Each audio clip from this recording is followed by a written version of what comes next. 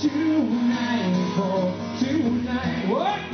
Just let it be. Very cool, make some noise.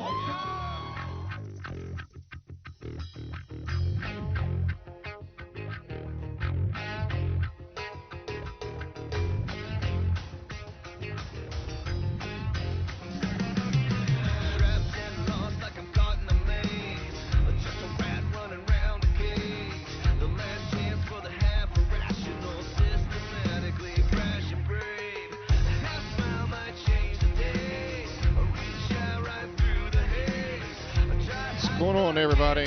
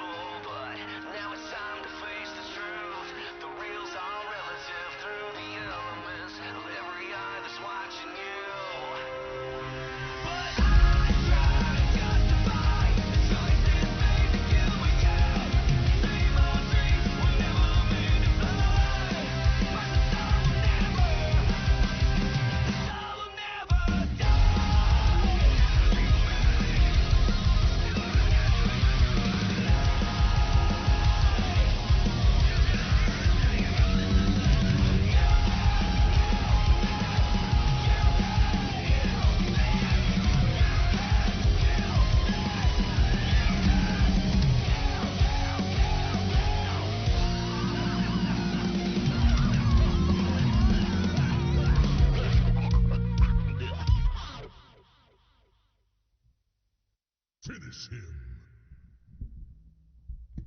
You can do it. Fatality.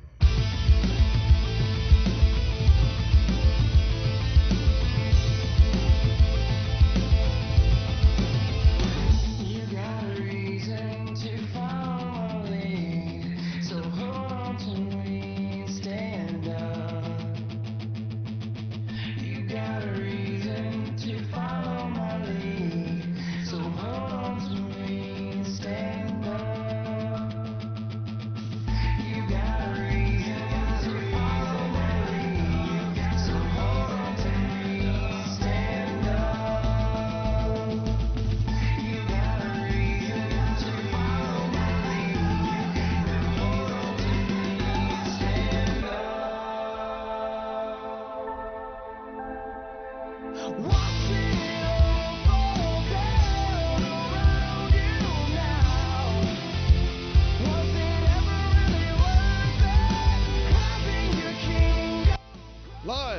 Man Cave Studios in South Parkersburg, West Virginia. This is Robert's Report, your leader in combat sports and rock music. And now, your host of Robert's Report, Craig Vegas Roberts.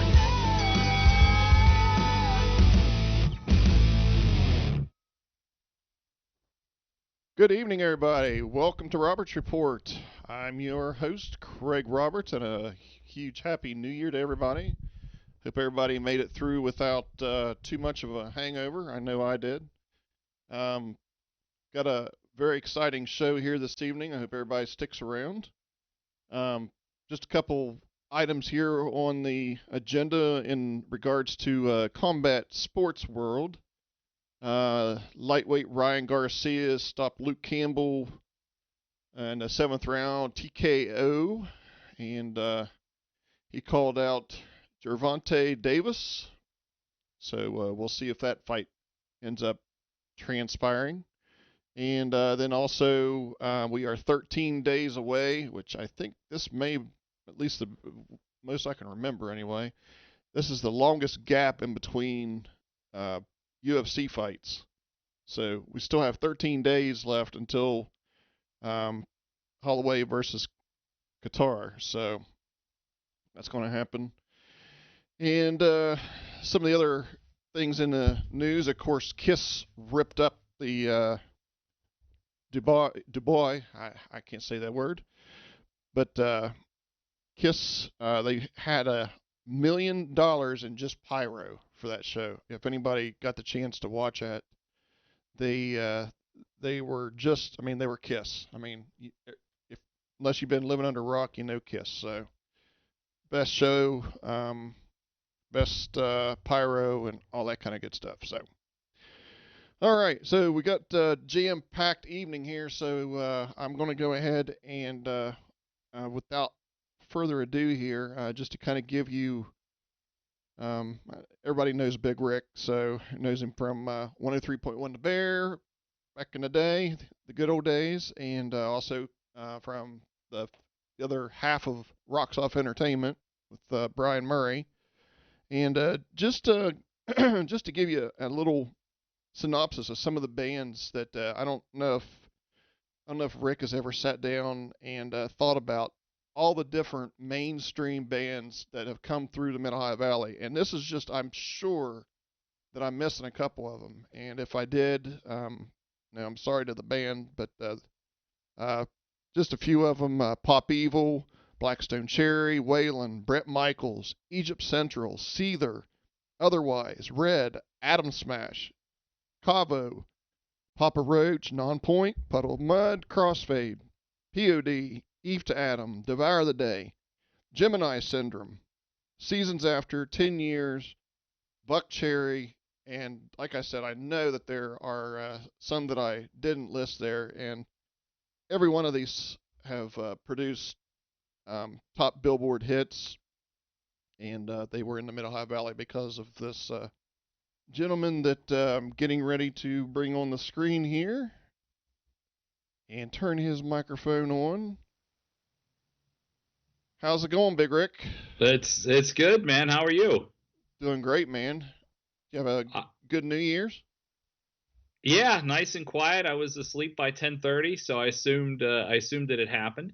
I'm not one of these people that puts a lot of stock in going out and doing things on New Year's. Obviously, we're in a different time, but if I'm not working, I'm probably not out, and I was more than happy to go to bed at 10:30. So no worries here, no hangovers here, nothing like that. In fact, I think I've only had maybe 3 drinks all of 2020. So wow, good and smooth for me. Yeah, I think as far as that goes, I did my fair share of partying back in the day when we were all doing our partying together, and right. now it's just not really a part of my life. If I go out to Vegas with my friends, which obviously haven't been able to do for quite a while, I'll party up a little bit, but yeah, not really a thing for me anymore.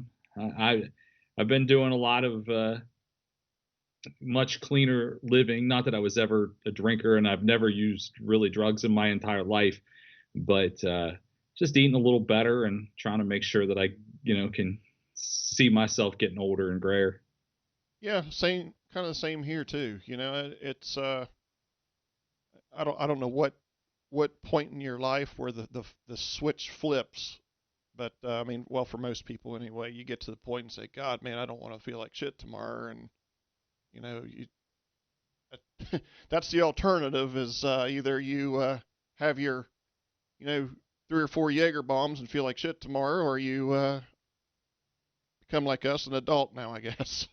I I don't know that I was ever handling Jaeger bombs all that well, but I can tell you this, and some of those bands that you mentioned, Brian is definitely the one that if you ever want to figure out how many bands and who they were that came to town, Brian is the one you'd have to do that with, because for me a lot of it was a blur, and I don't say that in a drunken blur kind of way. It just, we fired off so many things in a short amount of time that some of the smaller bands that would come on a package tour Hmm. turned out to be something that at the time I had no clue they would be anything.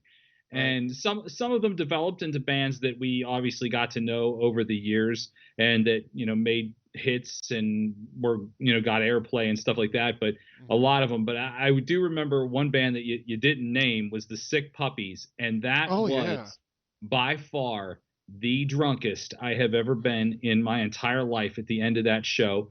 I was sick for 2 days after that. The next day, I mean, obviously I didn't drive or anything like that. Someone took me back to my place, but uh, I was so sick. People had to like bring me food and Gatorade for 2 days. It was an absolute disaster. And I'm going to say that's the last time. And I couldn't tell you when that show was. I couldn't even tell you what year it was, but I can tell you that that is the last time I was ever in that condition.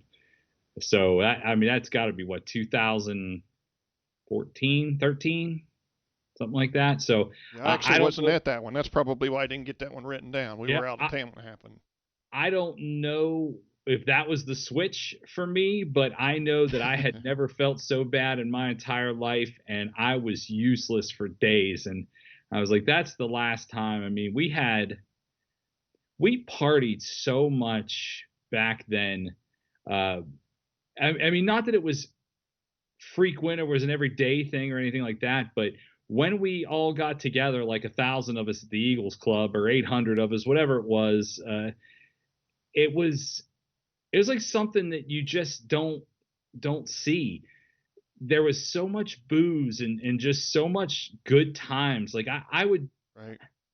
I would think back on that stuff and just be like, how did we get away with it? Uh, it was just it was just crazy. I mean, I know there were times where I was actually just like get behind the bar and started serving drinks to people, which I had no business doing, but we were all having a good time. The Eagles Club at the time was making money from it. They didn't care what I was doing because it was everything. Everything back then somehow turned out pretty right, and nobody cared. And the more fun we had, the more people that came the next time, and it was just It's it like a big was family reunion, really. I it mean, it it was like a family reunion, but even more so, it was like the advent of something that the area had never seen. And I mean, I didn't grow up there, although I consider it to be, um, lucky enough to be one of a place I'd call home. I feel like if I came back there, I would feel at home. And hmm um, I don't know exactly the things that went on. I mean, I heard stories of previous things, but it didn't seem like it was ever with the same impact that we had when we were doing what we were doing. And I think about that little stretch of time, and it wasn't that little. I mean, we did it for a lot longer than I had realized, but I, I guess it was just fun to see something like that grow from nothing, and it was neat. Yeah, I remember having a conversation with you, and we've talked about this before, but it was several months before at B Dubs. I don't remember what you were even doing up there. We were talking there about something, and you were talking about, what it would take to have Pop Evil in town, and it was only like, I mean, a couple $1,000s or something like that, or $3,000 or something like that, and just I mean, I showed a little clip at the beginning of this thing I here saw it. of 2011. I'm pretty sure that was the first. Wow. Yeah, I think so. And it it does good to see somebody. And what's kind of funny is I had saw Pop Evil with Egypt Central. They were opening up for it was X Fest down in Huntington. I don't know if you went to it or not, but Avenged Sevenfold was the main act for that. Yeah. And Pop Evil was just their only song they had on radio was Hero.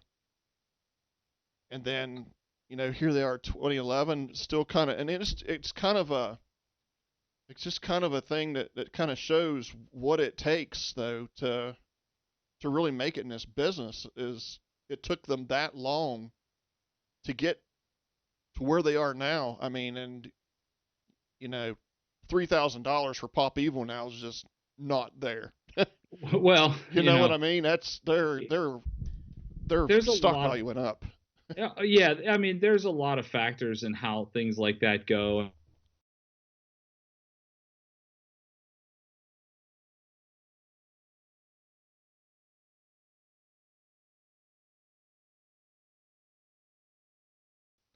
So all I was saying is the things that lead to, and I don't remember prices or anything like that. I mean, I would have to go back and look at contracts that I'm sure that, but it's just it's how everything comes together. I mean, at the time for us, there was obviously a radio station that could be actively involved. We were in an area that had limited entertainment, so the band understood that there was a chance that more people would come out because they weren't competing against a lot of other events or concerts or things like that. And so that was all part of the magic. And then really what happened after that was other bands of that size would talk to them and go, hey, if you don't know Rick, give them a call. If you don't know Brian and what those guys are doing, here's the number, and see what you could get going. So a lot of that early success with bands like that. And yeah, you see a band like Pop Evil, and it's hard to believe that was going to be 10 years ago this year when we started to do that. I really didn't even think I would be in I got to Parkersburg in 2005. And there were a few times in that area, in that space of time between 2005 and 2010, that I got offered other jobs. And for whatever reason, it just kept making more sense to stay where I was. And I never thought we would, I would have got to that point. But thinking about that being 10 years ago, and that Pop Evil show actually wasn't the first one scheduled. It was just the first one that happened. The first one scheduled was Blackstone Cherry. And I don't remember the set of circumstances that led Pop Evil to just kind of pop up into our laps, but it did. It worked out. And that was actually the same. It was the next day after my grandmother died. So I had come to Pittsburgh in the middle of the night, helped my family get that stuff together, then drove back the day of the show, did the show, and then drove back to Pittsburgh when it was over. It was a particularly long couple of days, but it was everybody was so incredibly supportive, and I knew that not that. And at the time, it was JR. Brian really wasn't in the picture, other than being a part of the Eagles Club back then. JR was kind of my main contact there, and he did a great job. But I knew that. I mean, I didn't really know how to do it. What I knew was how to do PLAR. And if I could do PLAR, I could probably do this on a bigger scale with more people. But I was really the only one that had the experience of actually doing something like that. So it was like, there's no choice. I have to come back and I have to be there because I'm the only one in this whole mess that actually has done anything similar to this.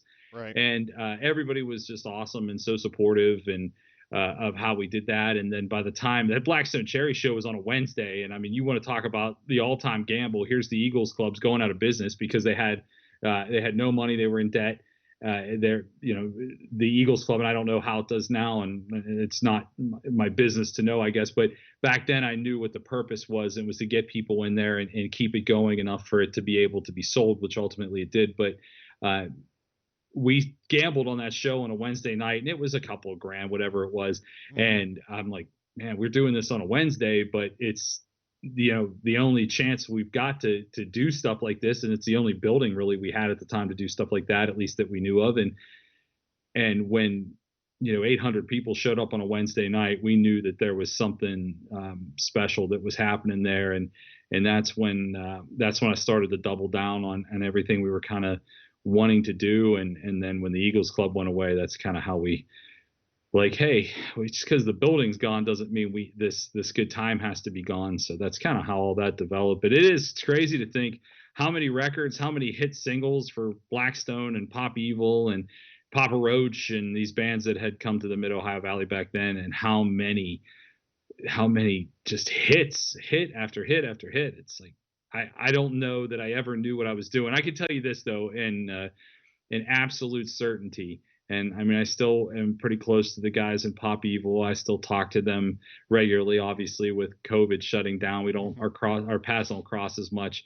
Right. But like, we all remember those days and how hungry those guys were. And I have said to them on several occasions, whether it be sitting on a bus, passing each other in an airport, whatever it was, they were the exact right band for me to bet on back then. They were the band that we could afford. They were the band that never stopped working, and their work made me look a lot smarter than I actually am. And because now, I mean, still today, man. I mean, it's, every album turns to gold with them. It's something.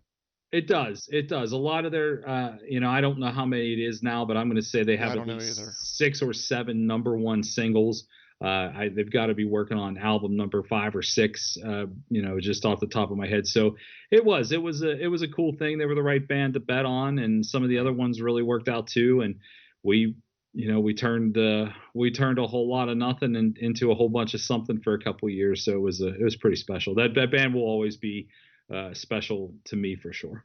And one thing that we fail to talk about sometimes is the amount of help or support. I want to call it support, help, whatever, that you and what you were able to do through your. I mean, and I want to say the radio station, because there were other people that were involved too, like Chad and Hales and everybody that helped. The smaller bands, like Betrayed by the Bullet, they would have never been heard on the radio if it wasn't for you.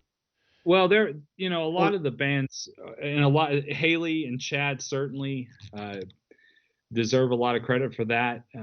Chad is, I know that Shallow Side is still a band that people in the area like. Chad actually is the one that brought them into the fold. I had never heard of them. Chad brought them to me and said, hey, this is band. I think people will like them.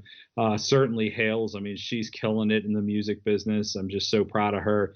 She has a great ear for music and brought things to my attention as well. But the thing that we always had, and I would be remiss if I didn't say how much I absolutely love Eric Sievers and the guys from Lycus. We never had a problem putting a show together. I mean, sometimes, we would get a package deal and it's like, okay, well, here we're sending you 3 bands and that's enough, honestly. I mean, you've been around it enough to know if you get over 3 bands, you have confusion, you don't have any room, it's very difficult. So, but if we got a band on a one-off and it was just like, yeah, you put local support on, we had such great local support. I mean, if you could call Eric, you could call, call Brandon and Betrayed by the Bullet. You can call these guys and know that you'll get a great show. And I mean, even when we started to diversify a little bit, I mean, we did a show, we used to get bundles on. I mean, we did that. We started to dip into some country shows. Jason Michael Carroll. Yeah. Jason Michael Carroll, South of the River Band. We used those guys. I mean, my brother from another mother, Taylor Sams. I still love that kid. We were able to call on our locals to fill out a show, bring some local people in that maybe would never have come out to our shows.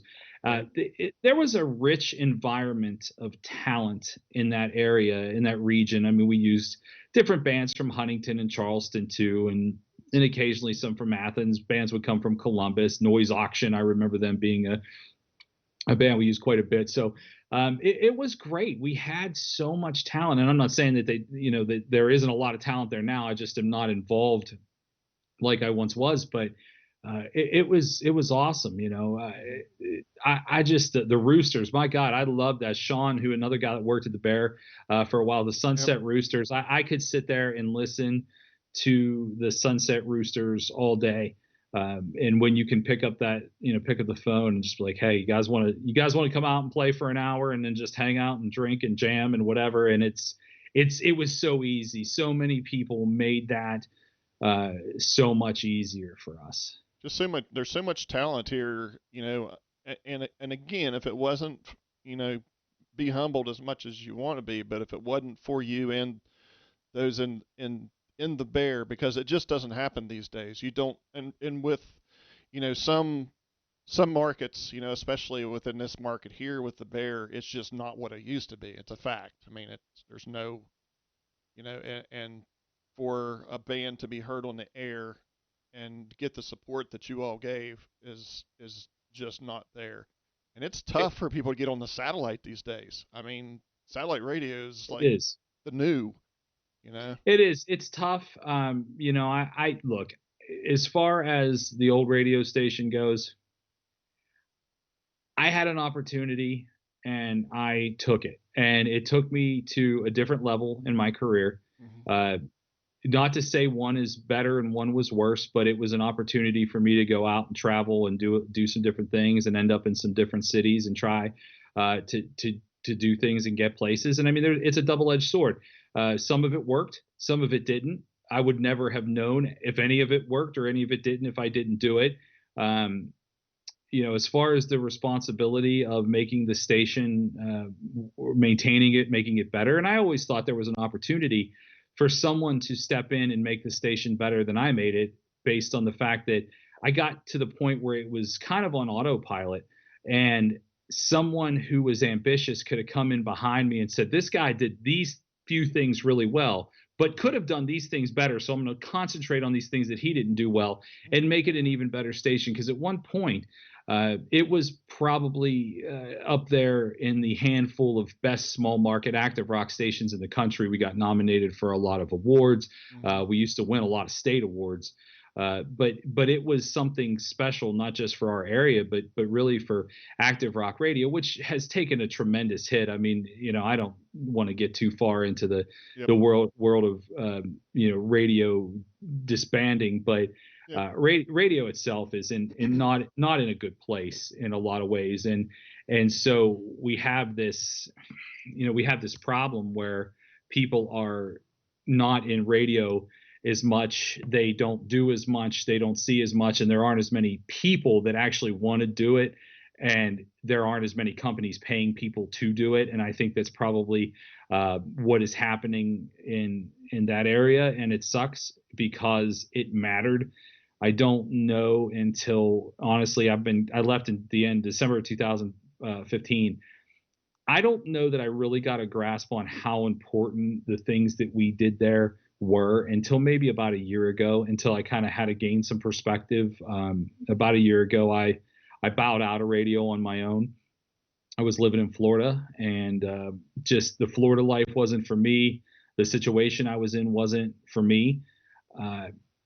I'm a Western Pennsylvania, West Virginia guy. I like being where I like being from, and I like doing what I like doing. I like playing hockeys with my buddy in the Vienna Rec Hockey League, and I like going to Penguin games. And I got to the point in my life where I just wanted to be where I want to be, and the rest of that stuff be damned. So about a year ago, I bowed out, and I mean, I'll get into what I was going to do pre-COVID. I think you already know maybe, but I decided I was going to switch gears, and I had to take a long, hard look, because it's a long ride from South Florida back to Western Pennsylvania, and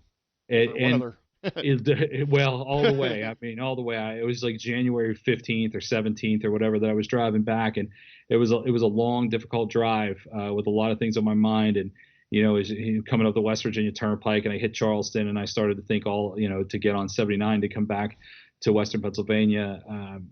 All the things that I had kind of tried to put in the rearview mirror, sort of, but not really. I mean, I did some shows between 2015 and 2019, and also between, having cancer and some stuff like that. I put a kind of a weird twist on my life, but I really started to kind of think about it because I assumed, honestly, that was the end of my radio life and that I was going to move on to do other things. And I kind of caught some perspective at the right place at the right time. People have been reaching out to me since the day I left the Bear.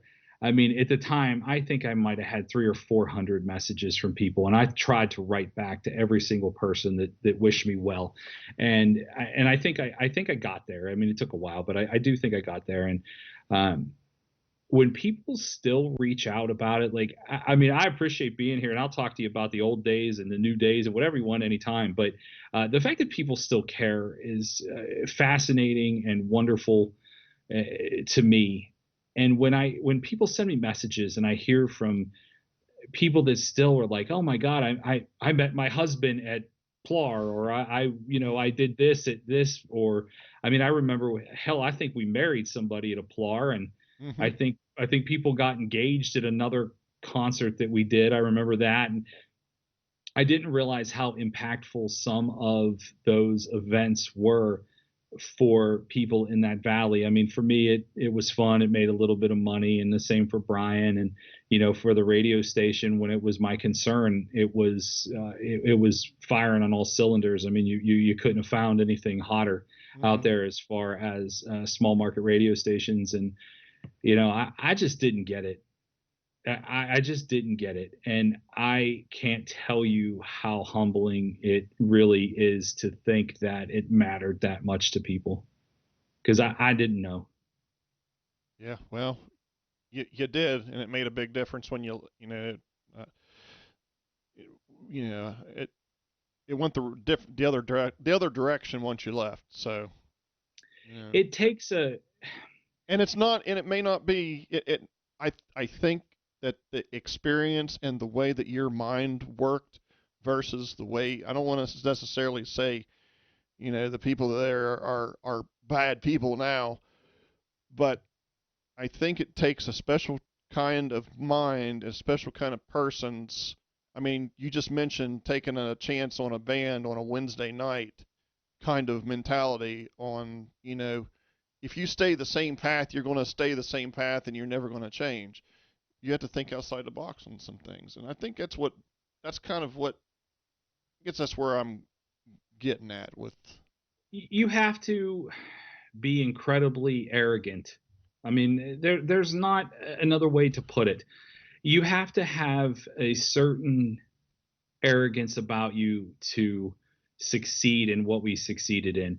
And I don't say that in trying to make, I mean, that's maybe not the best word, but you have to believe in everything you're doing, because you are a salesman. I mean, from the moment I woke up in the morning until the moment I went to bed, which oftentimes was about 20 hours in between. I mean, when we were really hitting on a lot of shows and the Bear was just killing it, I mean, we were working a lot. Brian was working early until, I mean, we were on the phone till 10, 11 o'clock at night. And then, he's turning around trying to get up at 4 or 5 to do his thing. And I'm probably staying up a little later and getting up a little later, but really we were working 18, 20 hours a day on a lot of things. And it was not easy, but you had to sell it. When you saw me at B-Dubs, you saw me at Kroger, you saw me at the Doghouse, wherever you saw me, I was selling you a concert ticket. I was selling you our lifestyle. I was selling you our brand. Branding is the hot term that they use now for everything. I was selling you a brand. I was selling you a Saturday night with Shallow Side or Boba Flex, or a night out with just drinking and some debauchery. Meanwhile, I didn't care if you didn't come, but I was going to make sure that you knew Monday what you missed so you didn't miss the next one. And that is a job in itself. And so to do that, I had to believe in what we were doing was the best thing that we could do to entertain people, because it was obvious so many people wanted entertained. But you do have to have a certain, we can cliche the hell out of it and say outside the box mentality, and you do have to have that, certainly, but you have to sell it. I mean, you have to sell. I mean, certainly not to the same degree or anywhere near it, but I mean, when Conor McGregor wakes up every day, he's selling Conor McGregor. He is in the business of selling Conor McGregor. Mm-hmm. I was in the business of selling you Bobaflex CDs and Yeah. Bobaflex tickets and, and $5 beers, and in the experience of meeting a band that may skyrocket to something, the experience of coming to a field near you to see bands on their way up, or some bands in the case that, of a Papa Roach, certainly that were already pretty high up there. So Right. I had to do that every day. And I'll be honest with you, it's draining as hell. I was tired. And part of the reason that I decided to go when I went was because I was tired. And I wanted to try something new because I was exhausted. Yeah, just a little bit that I did, I could only imagine. I did a few things down at the poorhouse, and some pieces I can relate to of what you're talking about, but nothing on the scale of what you're talking about, though. It was, I don't know, Negotiating man. contracts, and doing this so many months in advance, getting, hotels and, feeding band, making sure they're taken care of, make sure they go where they need to go. It's not easy. No, it's not. And something, yeah. And, one last thing on this, and I want to kind of move on to what you're getting ready to get into as well. But, you had a great team.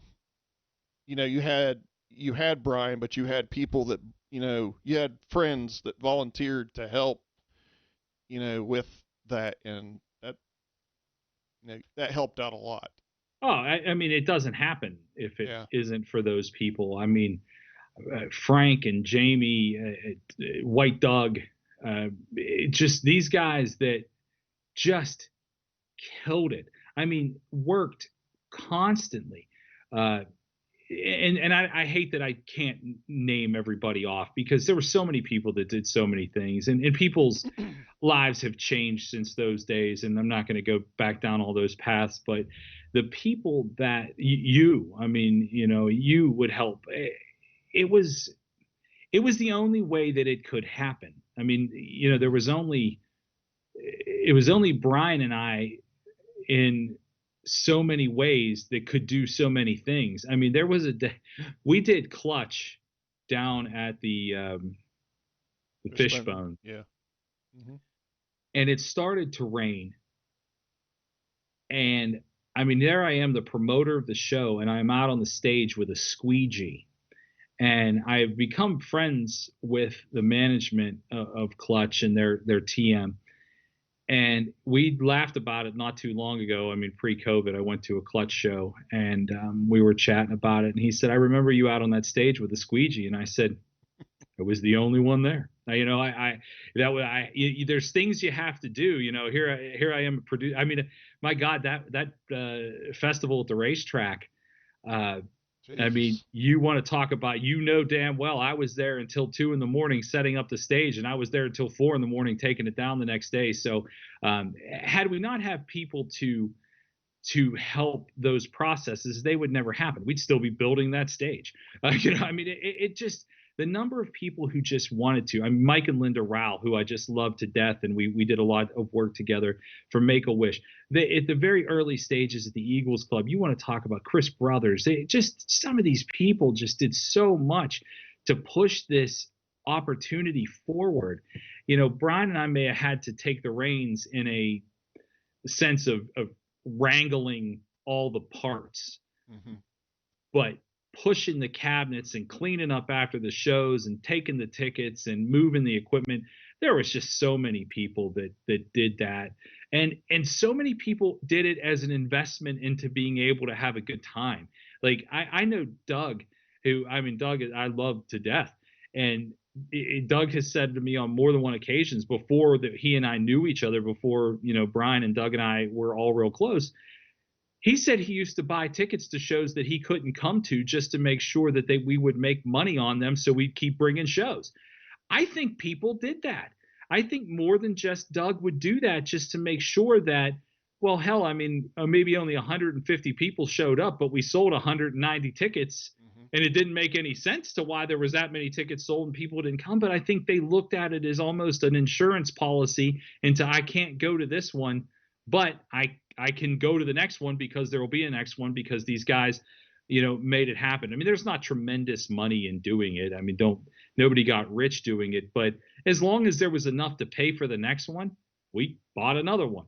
And I think a lot of people looked at their hard work on a day of show as an investment into being able to go back to another one. Yep. Well, we appreciate, we appreciated everything that they did, and I don't know whether they got paid for it or not.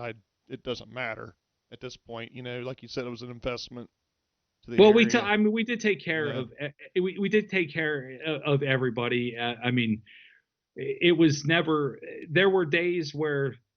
But you wouldn't have had to. I guess that's my point. But yeah, I mean, you do have to, and that's the thing. You have to take care of the people that take care of you. I mean, there were days probably where the stagehands and loaders and whatever probably walked away with just as much money in their pocket as we did. Some days they just didn't work. Some days we lost money. Some days we made more than others, and that's how business goes. I mean, nobody opens up every day and just starts raking in cash. And I mean, when you only do it maybe 15, 20 times a year. If you make money, 11 times out of 15, you're doing better than, breaking even, but you also have to share the wealth as far as those people that took care of you. And that was important to us. And we wanted people to know how much we appreciated it. And that's why we tried to make even the experience of meeting bands and stuff like that after the show so important to our locals, because, I know for a fact people came to those shows and sacrificed electric bills or rent money or things like that. I know it happened. I mean, there's no doubt in my mind. I heard stories. Yeah, I agree. I heard them too. Too. I mean, I had someone come up to me and just said it was between this and electricity, and I chose this. And I mean, it's a weird place to be in for someone to say that to you, but to know that whatever you've provided gave them an option to go out and forget about their troubles. Because if you're having a hard time paying your electric bill, things are tough. And everybody has had tough times, whether they be financially tough times or physically tough times, whatever they are. Mm-hmm. But giving somebody an opportunity to have an alternative to feel bad one night or to go out and feel good. If your last $20 for a Bobaflex ticket or a Wayland ticket or whatever was your way of saying, you know what, tonight is mine because you guys have this show here and I love this. Mm-hmm. I flattering. It's just flattering. Yep, I agree. So let's kind of go into, so all of this has kind of led up to now you're kind of getting into a different perspective of broadcasting now, and maybe you want to kind of talk about that. I'm excited to hear about it. I didn't get to hear all of where you're headed or what your ideas are, but let's hear it. I'm really excited. Like I said, last year, today, actually 1 year ago today, I guess tomorrow's the 4th, I quit radio. I walked away. I had enough. It was not for me. I was doing a rock morning show with two people I absolutely adore and still do. They are just two of my favorites to work with. My friend Maria, she is originally from Chicago area, and my friend David Rodriguez, who is Puerto Rican. And we were doing this morning show in Florida, and it had tremendous potential. And, there's no reason to go down the path of why things stopped feeling like they worked, but I just knew that was it. I didn't get the same joy out of being there as I did from being around here, and I wanted to come home. It was just the right thing for me to do, and I kind of admitted to myself that this is probably it. Rock radio has served me well for nearly 20 years at that point. So I was content with moving on. Now, the side project and part of this that really I don't think many people know, because it was never really given a chance to fly, and that has nothing to do with anybody other than COVID, really, or anything other than COVID, mm-hmm. is I was going to take over the duties of booking the bands for the Adelphia. And so I was going to keep my connection to the Mid-Ohio Valley. I was going to move back to the Valley. In fact, I was actually staying there for about 3 weeks. And some people saw me around town and they were like, hey, what are you doing here? And I was like, well, truth be told, I had a festival planned for you guys. And it was crushing to watch COVID happen and just start to the beginning of that cycle. And I'm going, well, I'm not going to be here because none of us are going to be here. And I had a pretty nice little thing going on, and I was so excited about doing it. And it was going to be my first big project back. And so, it is what it is. COVID came and it forced everybody to do different things. And basically what I did is I packed my stuff back up and I came back home to Western Pennsylvania, and I sat around. I mean, jobs weren't available. I know how to do a few things fairly well. I could be on the radio and I can book a band. Mm-hmm. Those two things are not the easiest things to do during the COVID era.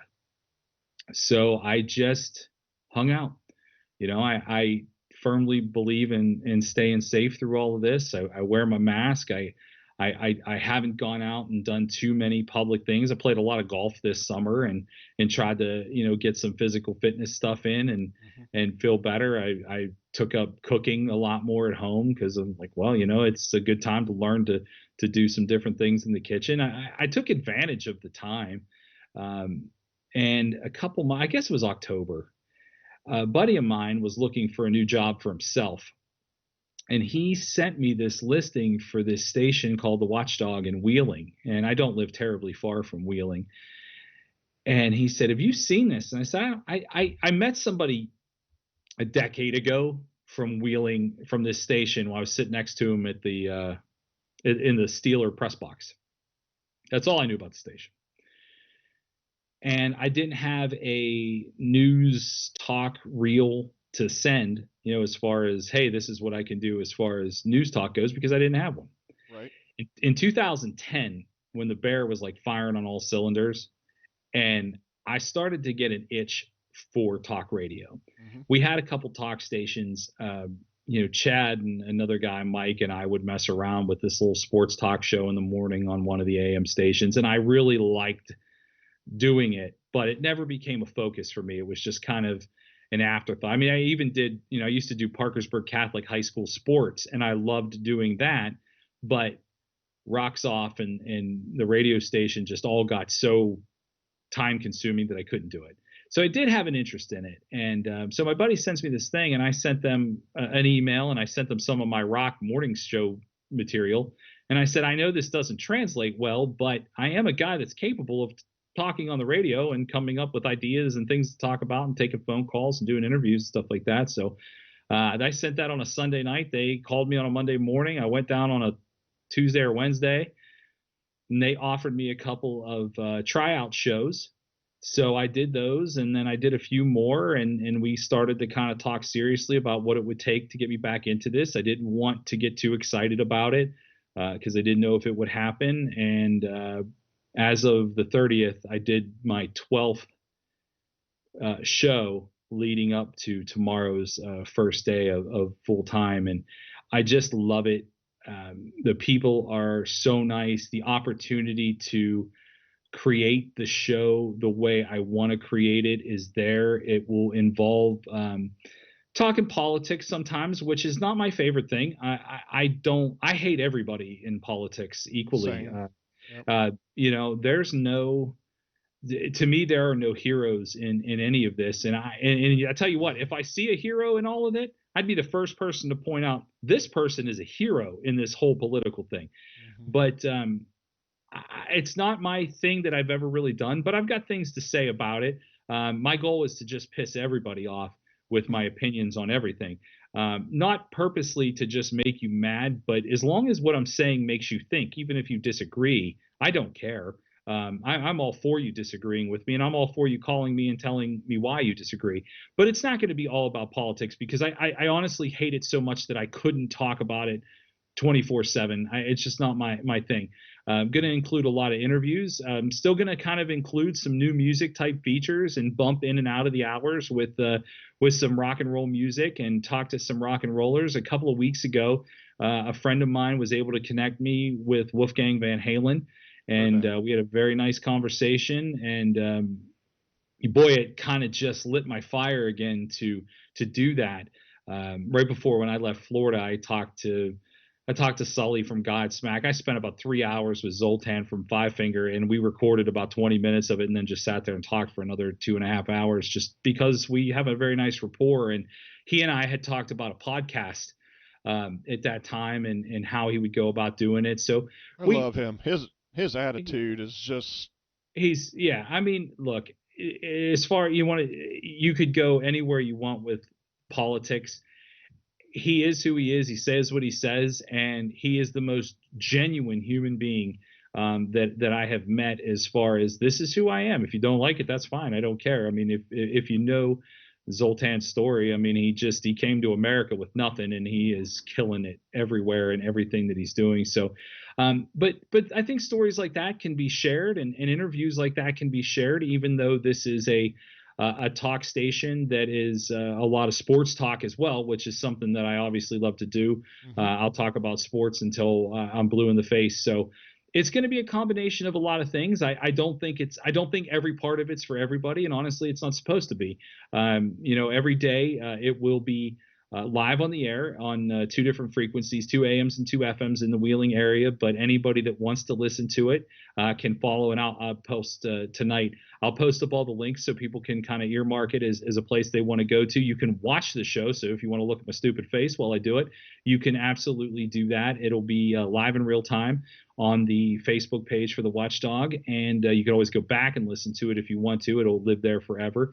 And I'll try to go back and earmark all the times where the different segments change. So if I'm going to talk to, say, Phil Bork from the Pittsburgh Penguins, which I intend to do this week, get him on and talk about the upcoming hockey season. I'm going to talk hopefully to my friend Greg Joseph from the Clarks, who I've been friends with for many years. They've played the Mid-Ohio Valley, speaking of all those bands that you rattled off, the Clarks, who I just absolutely have loved since I was a teenager.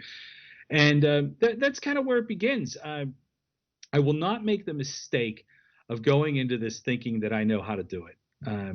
I know how to do some of it.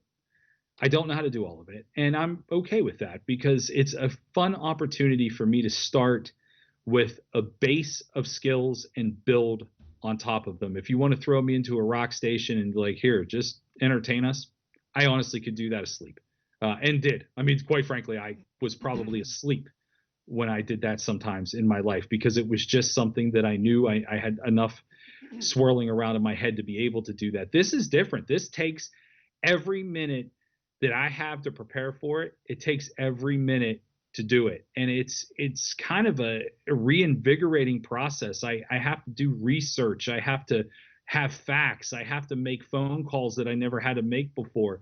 I'm excited to do it. And I don't think it'll be great when I start. I mean, I think the 12 that I've done have been very acceptable as far as here's a date, fill in and entertain somebody for 3 hours. But when you do this type of thing every single day, you have carryover. You have the same listeners start to build. You have things like that are traditional as far as radio listening goes, like whether you're a rock station or talk station. I mean, you get people that listen every day. But I have to build a rapport with a new audience. I think I'll have a lot of friends that will listen and they'll know what's going on and they know me and they know my personality, but it's essentially a new market for me. There'll be some people, certainly that Route 2 crowd that would come down to bear events and stuff like that. Probably, some of those people probably know me or whatever, but this is a whole new thing. It's like starting over. It's like round 2 of a career. And I think I'll be pretty good at it in about 3 months. But I think for the next couple of months, it's just slow and steady, learn a little bit every day, get better at it every day, and keep trying different things. It's experimental. I can do whatever. I mean, the people there have just said, hey, you're an entertainer. You can talk, entertain and talk. And I get to build it from there. And that's very exciting. It's very cool. And it's honestly something I've been thinking about doing for a decade. So the fact that it came around after I kind of hung my hat up on radio is pretty cool. I can kind of relate to the whole researching thing. You're getting ready to talk to somebody or other, and a good example is I'm not 100% into country music, and I had an artist there last week that it was primary country person. I had to go back and research some of his stuff. So I get where you're talking about. You got to know what you're talking about, or you look like an idiot. Well, you do. I mean, you have to generally should have that. That's just a good rule of thumb. And just if you're going to know if you're going to say something, know what you're saying. Yeah. And I'm kind of excited about it. Everything I do is not going to be just about music related. Isn't going to be just about rock. I'm going to pursue, and I don't know if it'll happen or not, but I'm going to pursue talking to Brad Paisley because he's from right down the road. And I think that if there's an opportunity for him to do a radio interview during the COVID era, it'd probably be with a hometown station. So Yep. I like stuff like that. It's challenging to me. I mean, I've interviewed some country singers and some different types of artists and musicians before, and actual just artists, authors. Well, there's so much crossover now. There's so many artists that cross over back and forth between rock. I don't care what genre you call it now. It's a good example. There's an independent artist right now, Ryan Upchurch, he's killing it right now, and he's kind of teetering on the whole Kid Rock. Sure. I mean, that happens a lot, and YouTube has brought things like that into the modern day times. I mean, people are finding their music strictly from secondary sources that aren't radio anymore. It's not just terrestrial radio. It's not just XM radio or whatever. It's just they're finding them in different places, and artists are finding ways to thrive there. And just because they're not on a traditional radio station, because you don't pull them up on a traditional radio station in your car, doesn't mean that they're not killing it. And Right. And that's the thing. You have so much out there to cover, and to just stick to one core thing. Oh, well, I know rock and roll, so I'm going to stick to that. And I think is incredibly closed-minded. I mean, we didn't even do that when we were booking concerts. It was like, Right. oh, let's get the Nappy Roots in here. Let's get Jason Michael Carroll in here. Let's Right. put on our boots one night. Let's let's do rap one night. Let's do hip hop one night. And so I would never been closed-minded about that stuff, but here's an opportunity to actually expand, my mind and what I know how to do with artists that I normally wouldn't have the pleasure of talking to. And I mean, they're not all going to be great. I mean, that's just the way it goes. But if it's not great on Tuesday, make it better on Wednesday. And that's kind of where you have to look at some of this stuff and find people that are interesting. I mean, some of the most fascinating things. There's a Bee Gees documentary out on I think it's HBO Max, and I mean, a lot of people might go, well, who cares about the Bee Gees? It's fascinating. It's absolutely fascinating. Yeah. And it might not be your thing, but it's absolutely fascinating. So the entertainment value of what you're doing far outweighs the subject matter. If you can find an interesting story to tell, whether it be from an artist, whether it be from your personal life, whether it be from an experience that you had, whether it be from just what you did at the grocery store today, maybe something crazy happened. As long as you're entertaining people and you're getting people to listen to what you have to say is the most important thing. So that's kind of how I'm going to, transfer into this new line of work and just hopefully keep people compelled enough to listen. Hopefully my old friends that listen. I mean, that's the thing too. I mean, I'm not trying to steal anybody's listeners or steal anybody's thunder, but if you're in the Mid Ohio Valley and you used to listen to me and you used to enjoy it, it doesn't matter that I'm not specifically there. You can listen all day, every day via an app, via the website, via Facebook. You can watch the show. I mean, we're in a whole different era now. So if you just I think seeing video is going to be that's going to be an added thing. It's neat. I mean, when I went back, I'll be honest with you, I have done hundreds of interviews. I've watched 2 of them in my life. 2. I watched one with Vinnie Paul, and then I went back and I listened to the one with Wolfgang Van Halen. And I wasn't thrilled with how I sounded. I sounded unprepared, which I hate. I wasn't unprepared. I had a little bit of an echo problem and some things. The timing wasn't working out in my favor. But at the end of the day, I still did it. I got through it, and it kind of relit the fire to do big interviews like that, because I haven't had that fire in a long time. It just kind of became a job. And when it becomes a job, then it's time to go do something else. I mean, You're gonna kill it, Rick. I mean, I appreciate it. yeah, we definitely have faith here in the Mid Ohio Valley. Anything related to this, you're gonna kill it. I mean, it's just all there is to it. No, I appreciate that. I hope so. I appreciate the love and support from everybody in that valley. I mean, you couldn't expect someone to move in there. And I wish if there was one thing I could just give to this valley or stop in the Mid Ohio Valley, quit hating on where you live. I am not from there, and I consider that place home. It might not be the home I was born in, but it's the place I chose to live for 12 years. There is a lot of really wonderful things about that area. And I get there are a lot of bad things about it too, but there are a lot of bad things about every area. Yeah. Take some pride in being there, because I did. When people talk to me around the country in the radio business and I run into people, you know what they remember me most from? From my days in the Mid Ohio Valley and the things that I did in the Mid Ohio Valley. And I'm very proud of that. And I hope that things get better. I hope that in the future I get to spend more time there, because I still have a lot of friends there. I mean, if it wasn't COVID, I'd be there every Saturday playing hockey with my buddies, because that's what I like to do. And I spend time with the people that I love there. And there are several people there. I mean, my two little nieces are the things that I love the most in this world.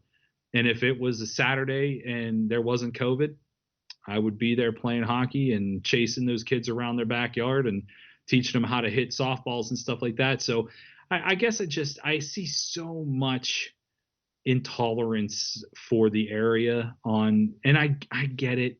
There aren't a lot of, the negative far outweighs the positive in social media world.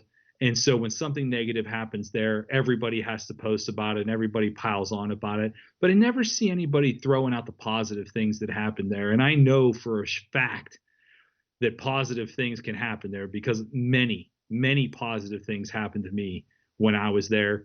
Many good people came into my life when I was there. And if there is a way down the road, and I have my fingers crossed that there is. You're right. There's kind of a poison. It seems like it's just kind of a spreading poison, and it is. And I don't understand. Look, is the water the cleanest it could be everywhere? No. Is the weather the best it could be somewhere? Absolutely not.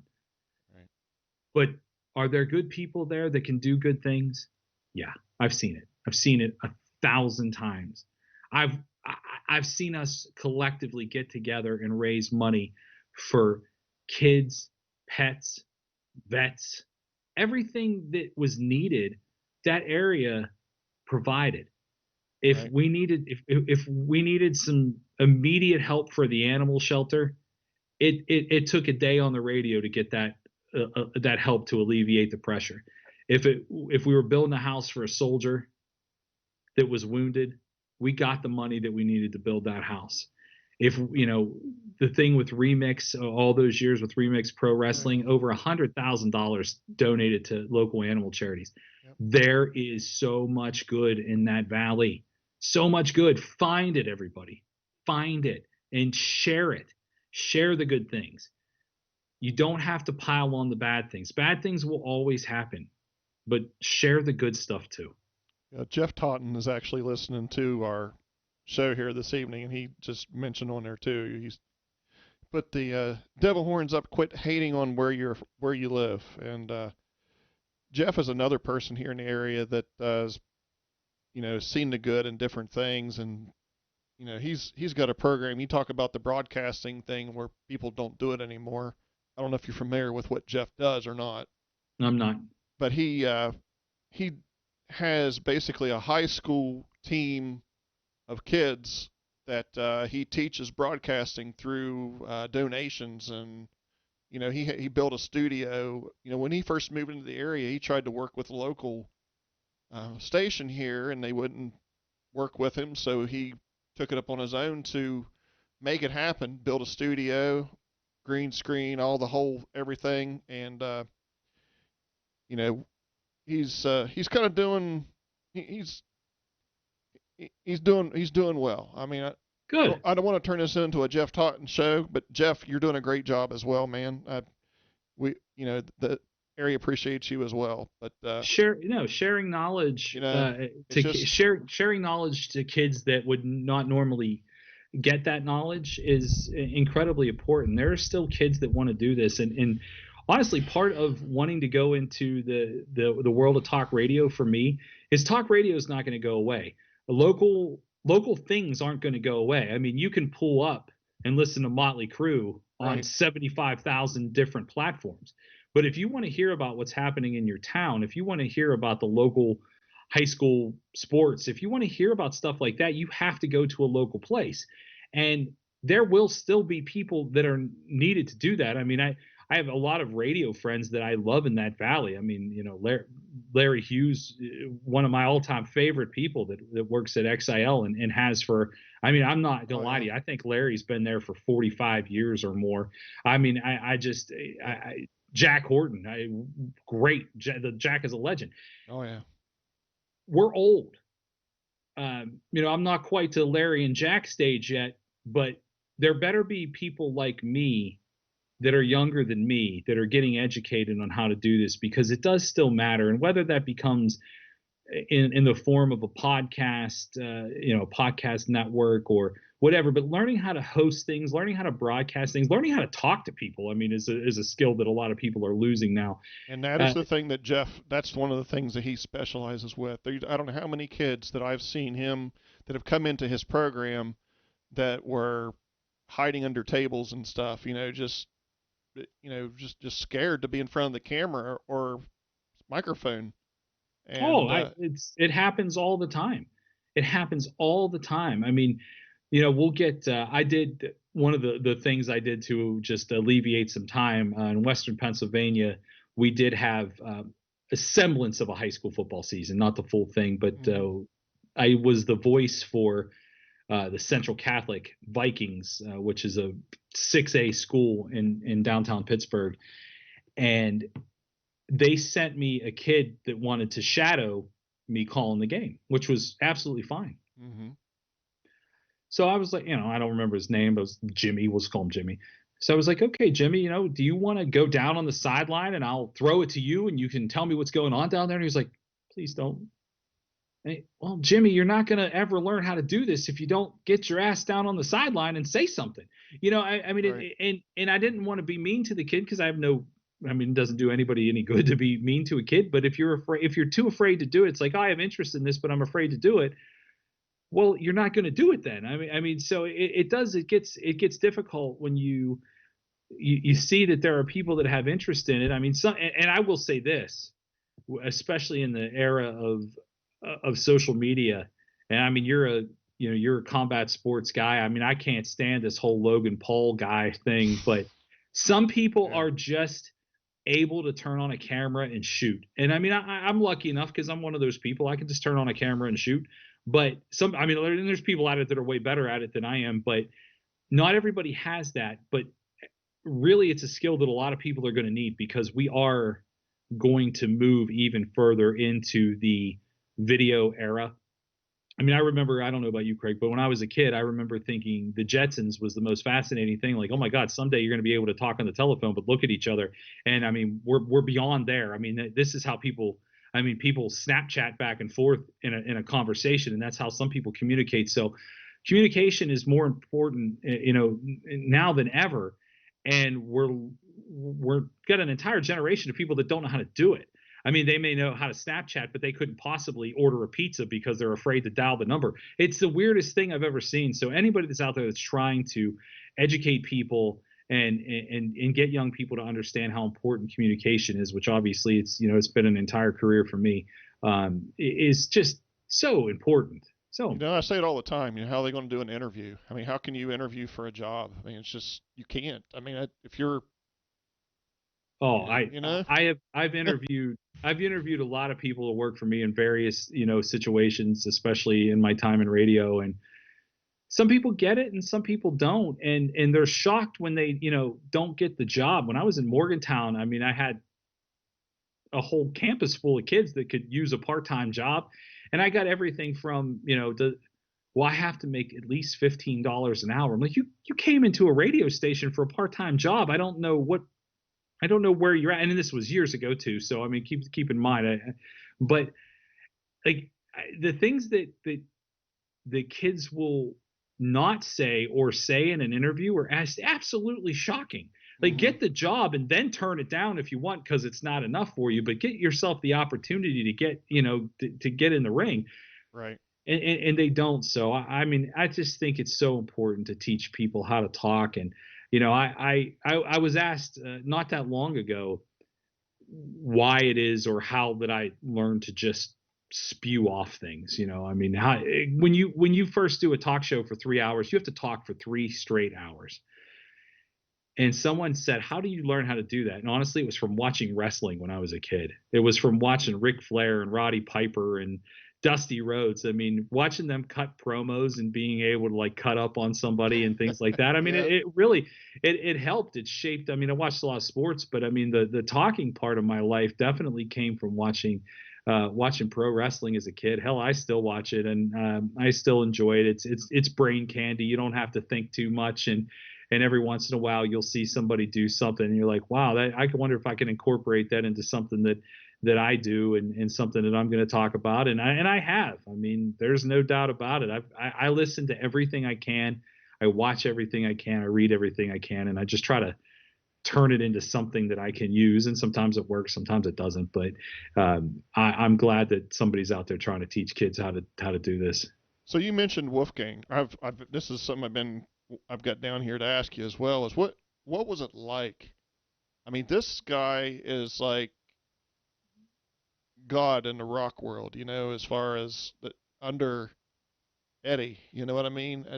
What was that like? It was pretty interesting. I had listened to Howard Stern talk to him for about 90 minutes, and I listened to Stern's interview with him. And one thing I picked up from the Stern interview, and Howard can interview anybody, and it's great, but Wolfgang is a shy kid. And it doesn't matter that his parents were both his parents are famous. His mother was an actress, and still, I'm sure she still does some acting. And then, of course, his father is a rock icon. Right. That doesn't mean that you are going to be the most casual, easy to talk to person. And obviously, he's dealing with emotions. I mean, I lost my dad when I was 15, and it's still very difficult. I could talk about him, but I mean, still, it still chokes you up. Right. He was, being interviewed quite a bit during that period of time. A lot of people had asked the same questions. That's why I went and listened to as many interviews and things that I could to make sure that I asked different questions. Right. It was interesting. It was gut-wrenching in a way, especially if you've listened to the song and watched the video. I mean, it's if you miss anyone or anything, it doesn't have to be your dad necessarily, but it pulls on the heartstrings. It was. Did you get the feeling that whether he really got what Eddie Van Halen was to, do you think he really more saw him as a dad? Yes, 100%. You know what I mean? It just. Yes, I really wanted to go down that path with him, and we had a very limited amount of time. I was glad to get the time that I got, and right.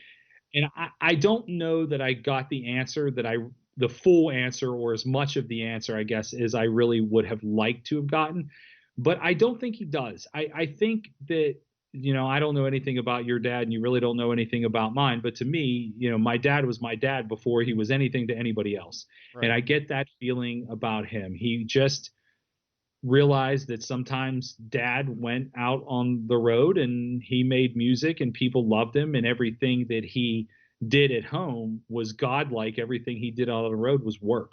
And that's really how I perceived some of his answers and the feeling that I got from him. And then, kind of the collected information from the other interviews I listened to. I don't think you can grasp, and I don't know. I mean, I have some friends that are sort of famous, I guess, but I don't nobody to the caliber of Eddie Van Halen. So, and I wonder if it was the point that it wasn't necessarily that's how he saw, but maybe that that's how Eddie brought him up was able to turn that switch off, and when he was home, he was a dad.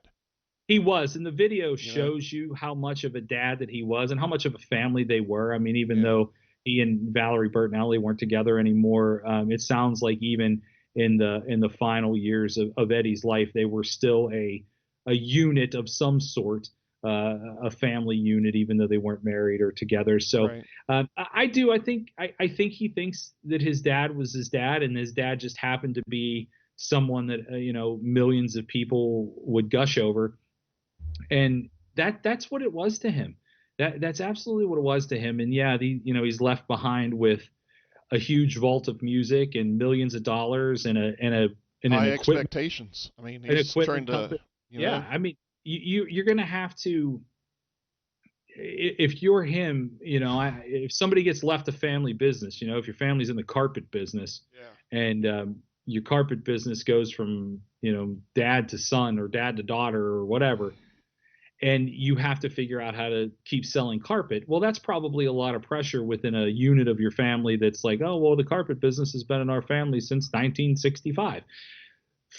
For Wolfgang, I think it's bigger than that. I do not think it's absolutely possible, and I'm pretty sure this is how we entered the interview.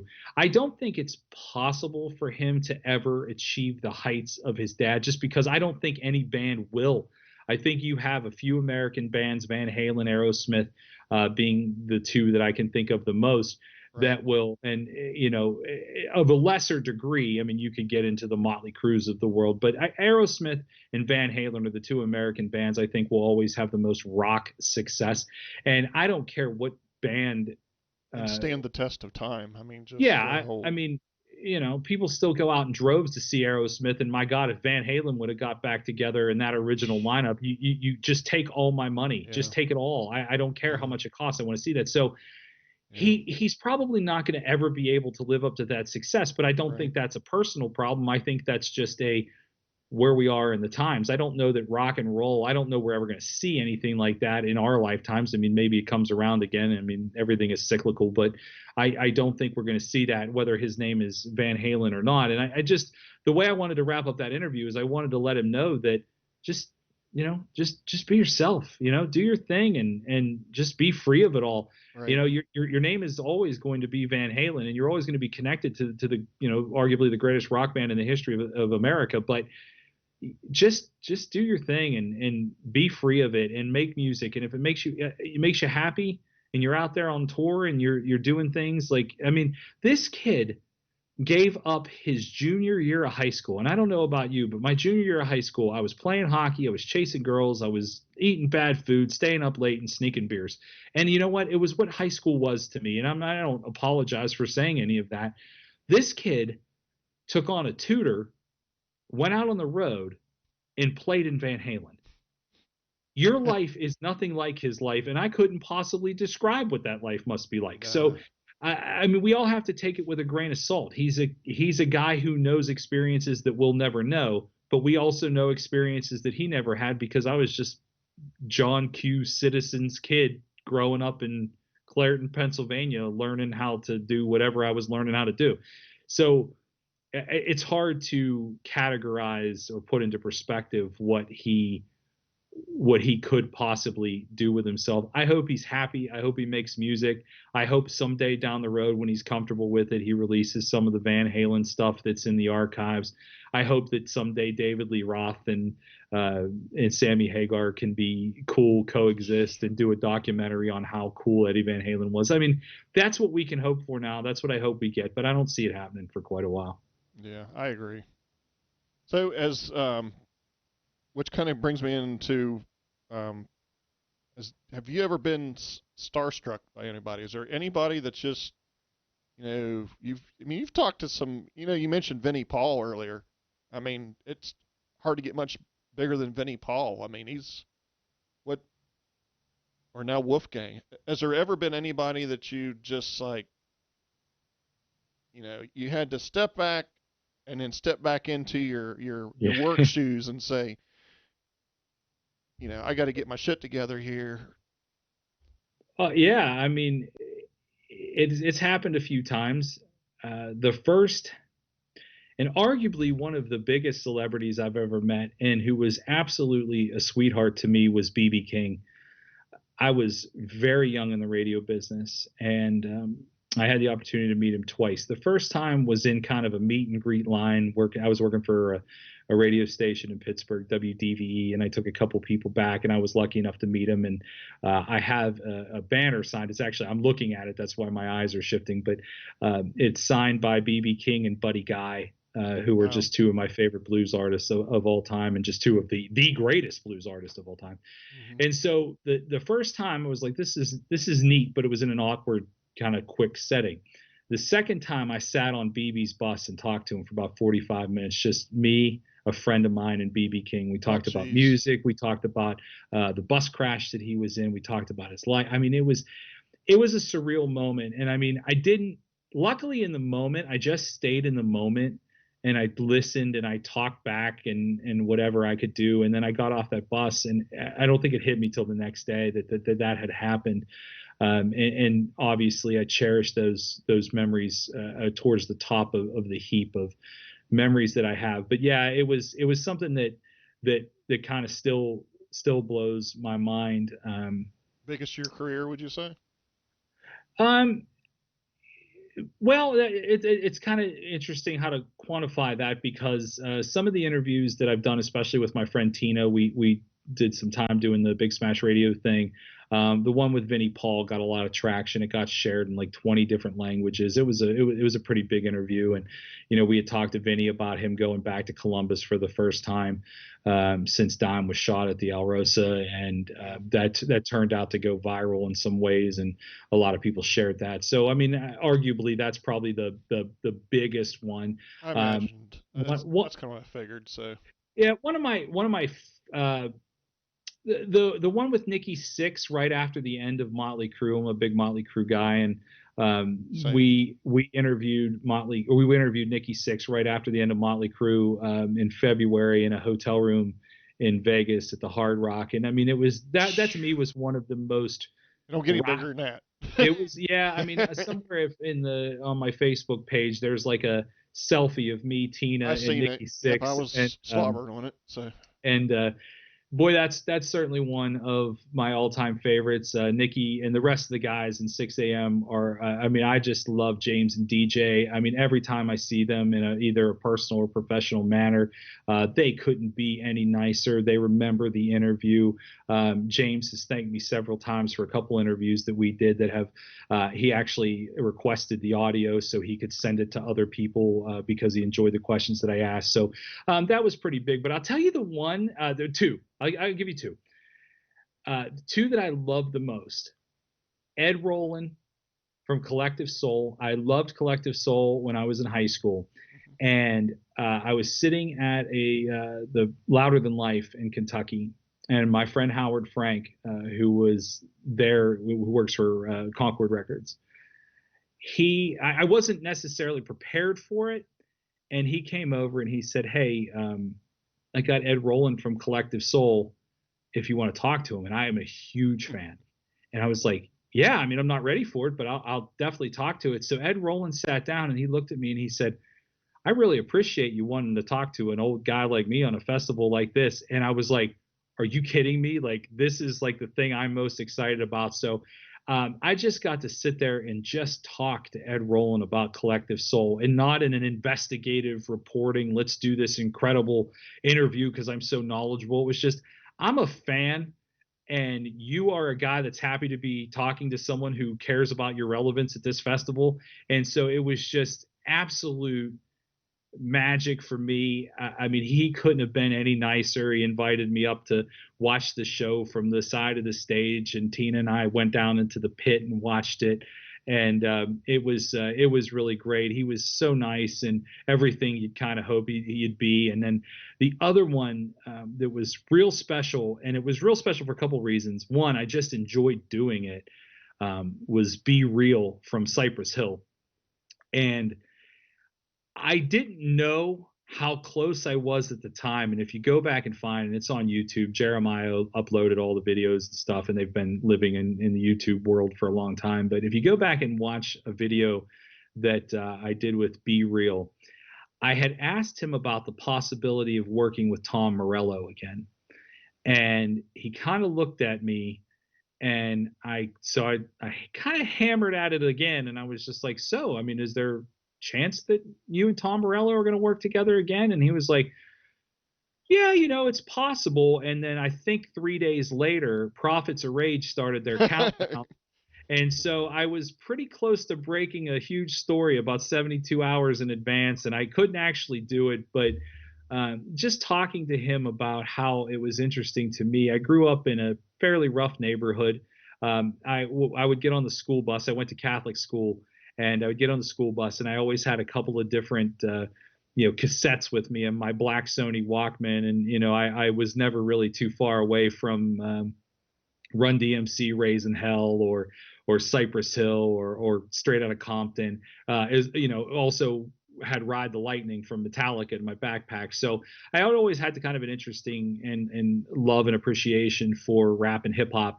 And having that conversation with him about how Cypress Hill's music kind of infected, a younger generation of urban white kids, and he appreciated the conversation, and I appreciated having it with him. I'm pretty sure that my parents didn't buy me a Ford Tempo to go bouncing around listening to a sawed-off shotgun, Hand on the Pump, but nonetheless, that's what I did with it, and that love of music obviously carried over. But those are just a couple. I mean, there have been so many. A couple years ago in Vegas, I got to sit there and talk to Perry Farrell from Jane's Addiction, and my friend Chris and I carried him around like the Stanley Cup. He just kind of leapt into our arms, and I am walking down the strip, a hotel in the strip with Perry Farrell on my shoulders, and there's a couple fun pictures of that, and that's kind of a surreal moment. And Perry Farrell is the weirdest man on the planet, but my God, Jane's Addiction is so incredible at writing and performing, and obviously the Lollapalooza connection to Perry Farrell is unbelievable. So I do really cherish so much of that stuff, and I didn't appreciate it as much as I maybe could have in the moment, but I'm so glad that I have those memories. And in fact, my buddy Kyle and I have been talking about this, and if I do it, I certainly will share it with you, and obviously I want to share it with everybody. But as we continue through this COVID era, Kyle and I've talked at length about me recording some of these stories before I forget them, and maybe involving some of the other people that were around and were there. I'm not much of a writer.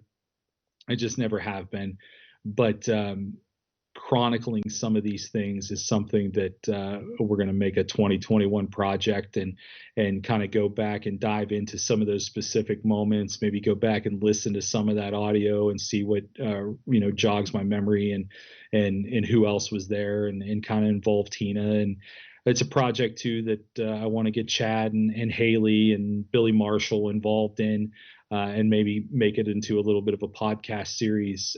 So it's something that I've been threatening to do for a while, because I don't want to lose those memories, because I will lose them ultimately.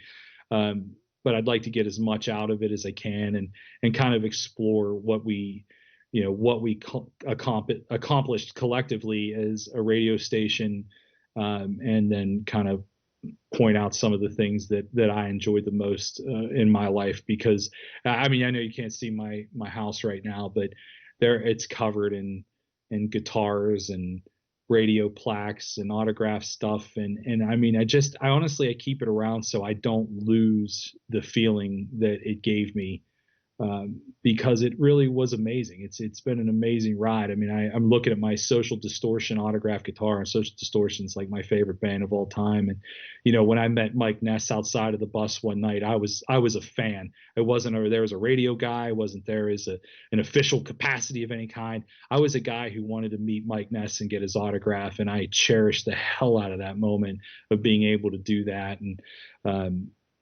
I keep it around. I just keep it around. I love to see it. I love to think about it. So I have to ask, what was Nikki's sex life? I know you said he was, that he was he's great. A pretty nice guy, but He's great. I always wondered what it would be like to sit down with those guys, the Motley Crue guys, and and I mean, you seen the dirt, I'm sure. I Read saw through it. I saw the dirt about a month before it came out, and I had to sign a non-disclosure agreement. And so I was in Vegas, and there was probably 50 of us, and they rented a theater to show us the dirt. And I was screaming from minute one. I mean, the opening scene, I was screaming like a little kid. I screamed through the whole movie. I screamed at the end. I loved every second of it. And I, I just, I wish Motley Crue, that tour that was supposed to happen. I bought tickets. Like I probably could have found a free one here or there, but I just want to go and enjoy the Crew. I think they're the most underappreciated American rock band in history, considering what Motley Crue's been through. Oh my God. The fact that Motley Crue is still alive, the fact that they're alive is just shocking. Yeah. And obviously, I Nicky, guess that's my point. I was just getting ready to say, these guys. I mean, can you imagine being their tour manager? You know, I get to hear stories from time to time from people that were there, maybe for a night, maybe for a week or whatever. And no, I can't. And honestly, the dirt doesn't do justice to the Crew. And it's it's great. I love it. But I mean, you could have had 6 days worth of that movie and still not told the whole story.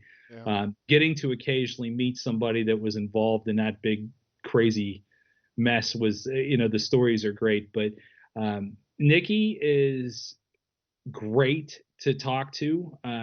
We developed a really nice rapport with him in that hotel room, and then ended up interviewing several times through the course of that year and into the next one with the new 6 a.m. album at the time. And I think they used some of the audio that Tina and I did for some of their promotional things. That's actually happened a few times, which has been cool. We've had to sign releases to record companies and stuff like that to use our voices. And so we've had that kind of thing, which has been neat. When you hear something get released, like the new album from 6 a.m. featuring Nikki Sixx and blah, blah, blah, blah, blah. And then you hear a little clip of yourself asking a question in this great promo video. And you're like, how did I get in there? And yeah, it's still shocking that anybody cares, about that kind of stuff. But, when a story or an interview or something gets picked up by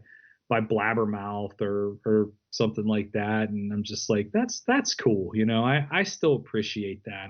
If there was any band, though, I think that if I'd ever, I would hope that someday that somebody or other can actually do a real. I don't want to say that the dirt wasn't real, certain things in there wasn't dramatized a little bit, but I would really love to see a real documentary on, really dig into it, if they would even release that information, some of it.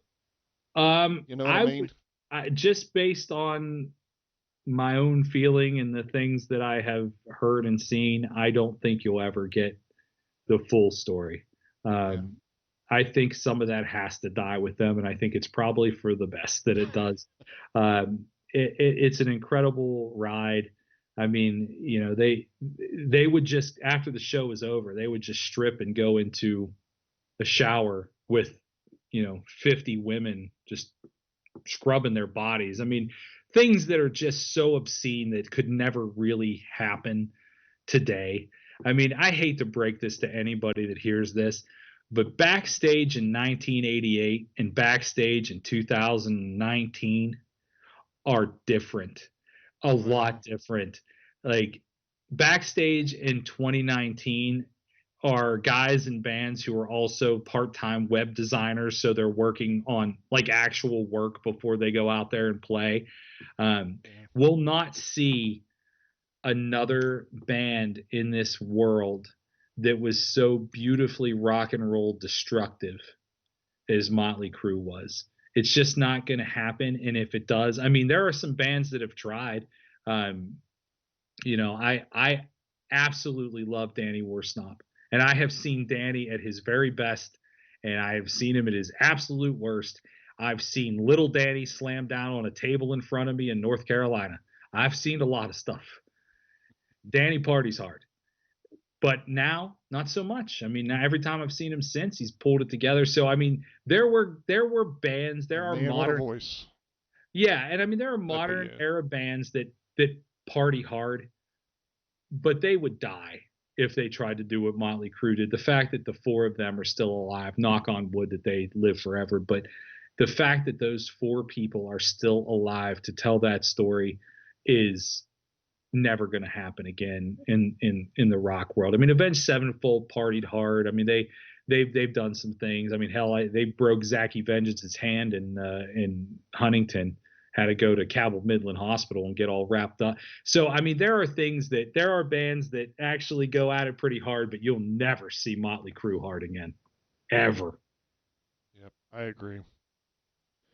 Well, Rick, And I hate it. I want rock and roll legends back. Yeah. I mean, I'm not advocating for the mistreatment of anybody and the sexism and all that stuff. I'm not advocating for any of that. But what I'm saying is the vibe of rock and roll is different now, and it's never going to go back to the way it was.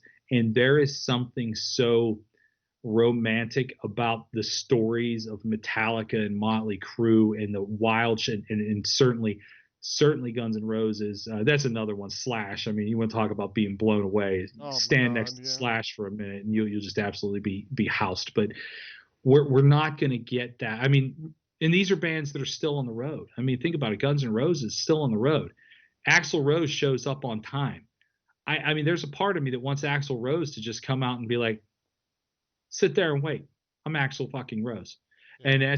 And that doesn't happen anymore. And I mean, it's good for business, but it's not good for the legend. You know, it's not good for rock and roll. It's kind of like, it's a business. And, you know, being out of that stadium at 11:15 is important because you can't pay the overage time. You can't pay the breaking the silence laws. But I don't know. There's just something so special about the way it used to be, and we're not going to see it again. But I want rock stars back. I do. You and I didn't get the Keith Moon experience. We didn't get Bonzo experience, you know, but we did get the Crue and Metallica and Guns N' Roses experience and stories and Kiss. Yeah. Oh yeah, I mean, Kiss is I think a little different because Kiss always knew it was a business, and I mean I'm a huge Kiss fan. I just Kiss always knew it was a business out the gate. Gene and Paul are excellent at making money at every turn, and I mean they obviously have done that. But Motley Crue, I don't think ever cared about money. I want to say, and I have laughed about this for years with a couple of people. I always felt like Boba Flex was never in it for the money, and they were in it to be the Crue. And they partied hard. Those guys partied hard. I mean, we partied hard together. And that was one of the ones I didn't name on here too. That's another. I feel like if in 50 years from now, if somebody digs up any history on me, they're going to associate me with those guys. And I am totally cool with that. We did some special things together. The shows, them coming into the studio, I mean, them being from West Virginia and them having the connection to our station and to our city and always being around when I needed them to be around. And, arguably, I think they only played or didn't play one Bear Fest.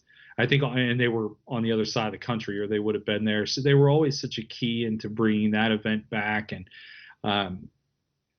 I hope my name stays synonymous with them because we did a lot of cool things together. And I think if Jared Mencken ran for mayor of Parkersburg, he'd probably win.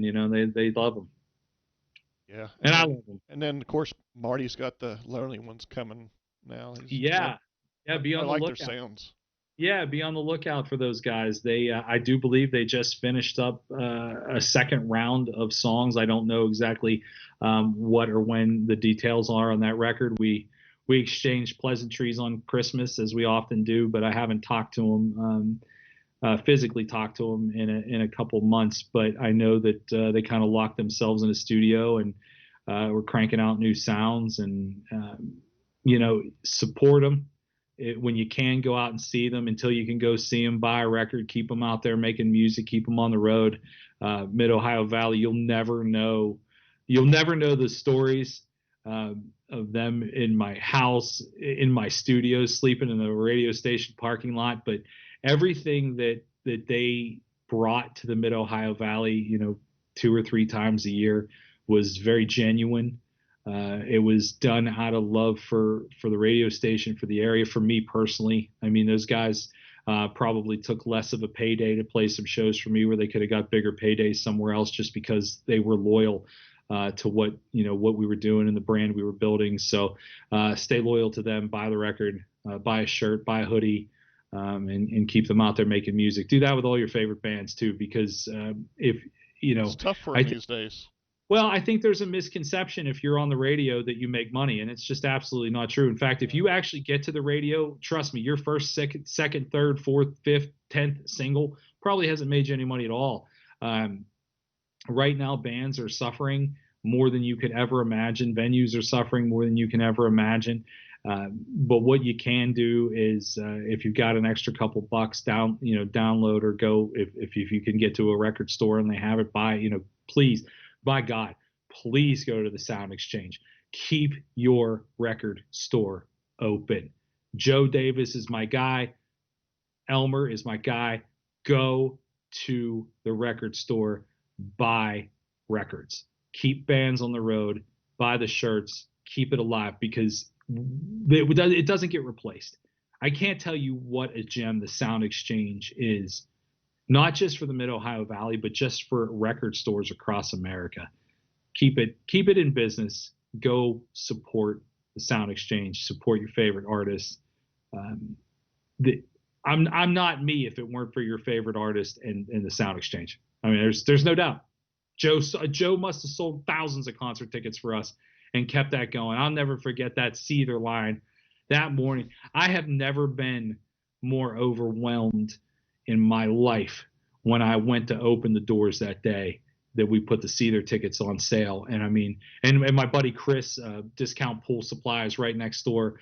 And I was standing outside those doors, and I mean, that line wrapped clear around the donut shop at the end of Tim Hortons. And I was just like, we're going to sell all these tickets. And I mean, we sold 1,000 tickets to Seether in a morning. And I've never, to that moment, I had never been so blown away with the support of the radio station and Rocks Off, and I mean, that was, I think, even pre-Rocks Off, but what we were doing. And I mean, it all generated out of the Sound Exchange, just because Joe said, yeah, man, we're going to keep this alive. We're going to sell tickets. We want this stuff here. We got to keep record stores alive. We got to keep concerts alive. We got to keep this valley alive. So, I mean, I know it just went on a tangent, but No, that's all right. No, I remember, the days of NRM, standing outside the store getting tickets for Ticketmaster, getting the armbands and shit, Oh, yeah. I mean, it matters, but it's going to matter even more. And that's another thing, too. And I know we're getting ready to wrap up here, but no, that's all right. The 2021 isn't going to be back to normal per se. But it's also our responsibility as people to find our normal. I'm not waiting for someone to hand me a normal. You have to play within the boundaries in which you can play. I rest assured the day that there is live music abound, and I get it, we're talking about Pennsylvania, West Virginia, and Ohio. They all have different rules. It will come back, I promise. And bands are making plans. There are some summer plans. I mean, there are some bands making spring plans, and I hope they get to them. I think that's a little aggressive. I don't know that we're going to get it back in the spring. I think there's a possibility for some outdoor summer stuff, and I do think by fall, late fall into winter. And I know it seems kind of gloom because it's like, oh, you're telling me there's not something for another 6 months. I mean, I don't have a crystal ball, but I do know what some of my friends at bands are doing and what they're booking and how they're looking at the rest of 2021. And there's hope. That's all I can say is that there's hope. But without bands being funded now to get back out on the road by you buying shirts, buying hats, buying records, and going to the record store, I mean, that's really where the hope lies. You got to support them. You got to support them. So you think the Motley one's going to happen? It could. I mean, it could.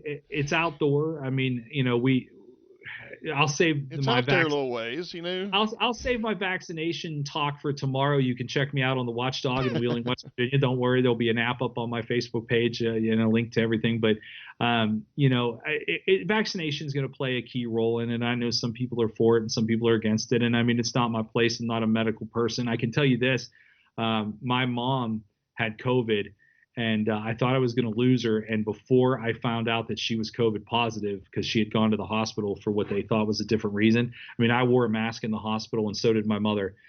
And 6 hours after being in that room, they came back and told me my mom was COVID positive, and they told me that I was likely COVID positive too because I was in the room for so long. Right. And wearing my mask. I mean, I quarantined for 8 days and I came back negative. So wearing my mask probably saved me from getting COVID. I do think it does help. I do think the opportunity to get back to normal life happens faster if people get vaccinated. Whether you agree with it or not, I'm not telling you what to put in your body, but God knows we've all put things in our bodies we probably had no idea what the hell they were anyway. But that's probably where we get back to normal, when a certain percentage of people, and I've heard terms of 100 million people are vaccinated. I think it's possible that happens by summertime, and maybe outdoor things are possible. So all you can do is keep your fingers crossed, do what's best for you and your family. But I can't tell you how much wearing a mask saved me from getting COVID. So I'm pretty adamant about doing it.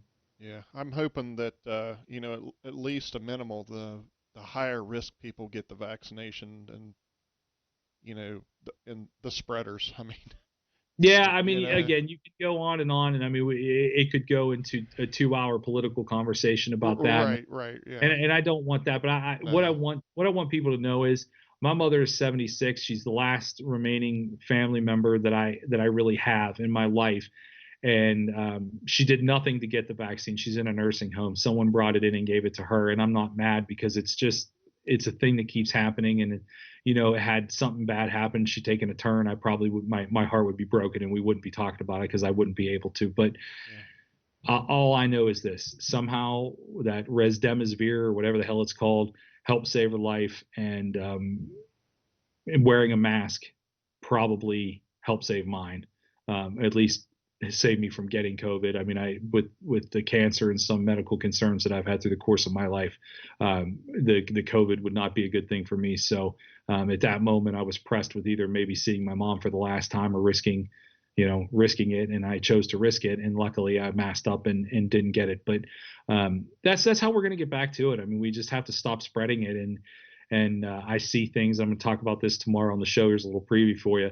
Apparently, at the Greenbrier, Governor Jim decided to throw a big New Year's Eve party at the Greenbrier, and nobody was wearing masks. So, don't patronize me and go on TV and tell me to wear a mask, and then you throw a big party at your big fancy event and don't have anybody wearing mask, and then the next day it's gonna be like, well, the numbers keep going up. Well, no shit, they keep going up.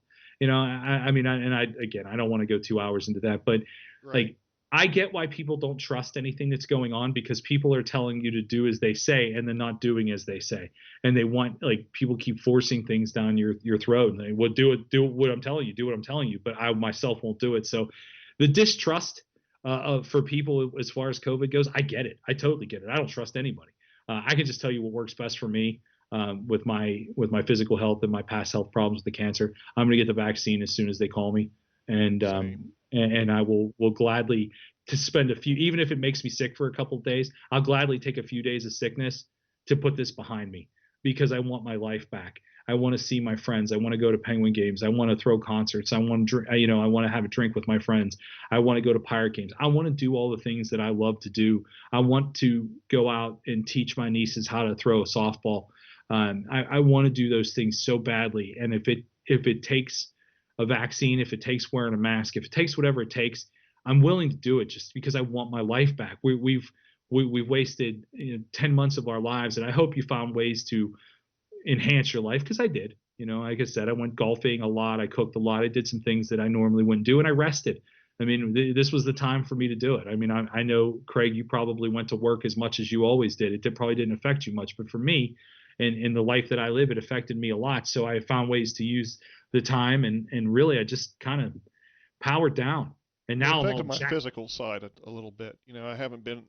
I'm actually getting ready to start back to the gym here pretty soon. But yeah, that's been really the. Yeah, I feel for people that it did affect because you're just stuck, and it's no fault of anybody's. You're No, just stuck. no, and that's the hard part, man. I mean, like with my mom.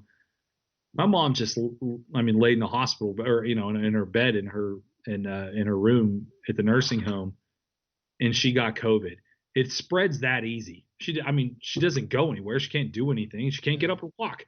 It's somebody brought it into her, and so when that happens, and more people keep getting sick, the way to prevent it, I mean, I'm sorry, whether you don't like it or not, is to wear your mask and stop spreading the damn disease, and let's get rid of it. Let's get back to our lives. I mean, all of us fighting amongst one another is not putting our asses back in a concert venue. It's just flat out. No, I agree. I agree with that.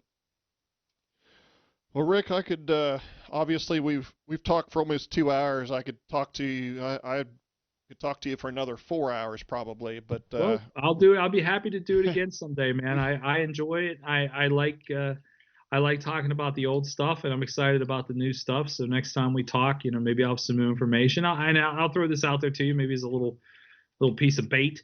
There's a possibility that as things start to develop, as we get closer to being able to go back to, whatever we consider normal and concert life, that I might pop up and do a few things. I'm not out of the game completely yet, and I won't ever speak for Brian. Brian is a very happy man now. He's got his life. I love Brian so much, and I'm so happy for the life that he's living right now. And I mean, he's living his best life. He's a grandpap. He's a great grandpap. He loves he looks being great that. too. He's He been does. He's killing it. out. Yeah. So I will never drag him into anything he didn't want to do, and I would never ask him to do something that he didn't want to do. But if if the time of our lives permits, and all the things that need to go right can go right, and the stars align, I am absolutely not opposed to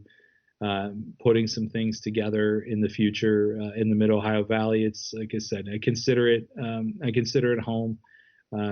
I spend time there anyway, and if there's the opportunity for us to all get together and feel a little bit normal, because I'm a guy that knows how to put the pieces into motion to get us all together, then I'll happily be that guy again.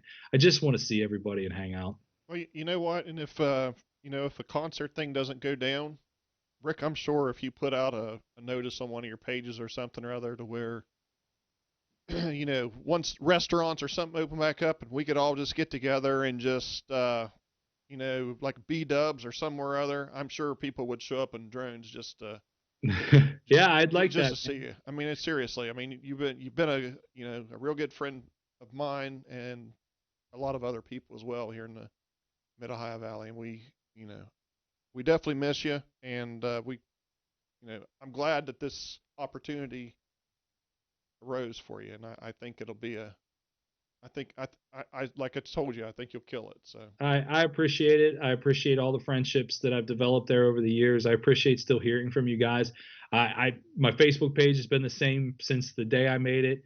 You can always still find me. I'm not terribly active on other social medias, but I need to do better than that in 2021. But yeah, same. I, I can't understand Instagram. I've been trying to work with it, but it shows up somewhere else, and yeah, I mean, there's a lot going on with it, but yeah, I still want to chat with you guys. We're all still friends. Just because I don't live there on a daily basis doesn't mean you won't see me around. And when you do, please say hi. I mean, you guys made me. I mean, all I did was just keep fighting the good fight. If you guys didn't show up, if you didn't care about what I was talking about, I wouldn't have any of this. I mean, I don't for 1 minute think that all of this happened to me on my own. And so when I think about all my friends in the Mid Ohio Valley, all the people that showed up, all the people that gave $20 for this, or came to a concert, listened to the station or whatever they did. I mean, you guys made this. Anything that I do in my career will always have its roots, in Parkersburg and Marietta and Beverly and Lubeck and all those places. I mean, I've got friends in all those places. That's why I named them. It's just, for me, it's just a place I call home. So please follow me on social media and reach out. Let's chat. I mean, I'll get back to you eventually. I promise. Sometimes there's a few messages stacked up in there, but I will get back to you, and I do appreciate everything. So I look forward to my next visit down there, and you never know. I might just put out there, hey, I'm gonna stop at B Dubs. Let's hang. So are you doing any new social media things, or are you going to create new ones for your new position? Or yeah, I mean, like I said, my intention for tomorrow is to get through it. No, Rome was not built in a day, and I am not going in there unprepared, but I'm not going in there with a brand new set of everything and trying to reinvent the wheel. Right. This week and next week especially, it's just try to get into a rhythm of doing it every day. So, but yeah, be on the lookout for a better presence social media wise from me. And obviously, I'm going to need you guys to, and I'll post it up on my pages, to follow the Watchdog page. That way you can go back and watch the interviews anytime you want, or listen to them, or watch the show. That's a whole new world for me, is the video world. I mean, a lot of interviews I've done have been videotaped, but the fact that my whole show will be live and with a camera in my face is something new. And it's kind of different, because I can see it play back and in real time. And I'm just like, why would anybody watch this? I mean, I look stupid, but I think it adds a new dimension to what we're doing. I think it helps just, watching us do this, looking at the expressions on people's faces when they talk. I mean, I got so many nice comments. I mean, people reached out to me that I haven't heard from in a long time when I posted that short video about me coming back and doing this new job at the Watchdog. And the word that I saw pop up so many times, which just, I mean, absolutely hit me in the heart, was genuine. You look so genuinely happy. You look like you care so much about this. I do. And I think it shows. I hope it shows. I like, when I tell you guys what you meant to me, it's true. I mean, it's you got to see it on my face, and I hope that it shows. I'm overwhelmed by every chance that I get to do this, and radio has not been easy. And the fact that I get, even if it's just one more shot, even if it lasts for one more week or one more year, hopefully it lasts for 20 more, I don't know. But the fact that I got another shot at it just means the absolute world to me. And the fact that it's something that I've always wanted to do, and my door isn't closed to ever doing rock radio again. But my door is pretty much closed to moving anywhere again. I'd like to keep the right distance between where I live now and Western PA. Wheeling is about 35, 40 minutes, and then Parkersburg is about 2 hours. And if I can operate in all the things that I like to do in my life within that 2 hour radius, and be there with you guys every once in a while, and pretty much spend my nights at home in my house, and be in Wheeling every day to do the show, I'm going to be a pretty happy person. And when I'm content, I can do pretty good things. When I'm not content, I'm not as good at doing anything. But that, at this point in my life, I'm 43 years old. I just want to be happy. And that's what I'm going to do. I'm going to do this show. I'm going to do my best. And I'm excited about the chance. Well, we appreciate, I appreciate your time, Rick, on coming Thanks on the show. And we definitely need to, I've got things that we didn't cover that, so I'm sure maybe in a couple months or so, maybe we can link back up again. Maybe we'll have better COVID information by then, maybe.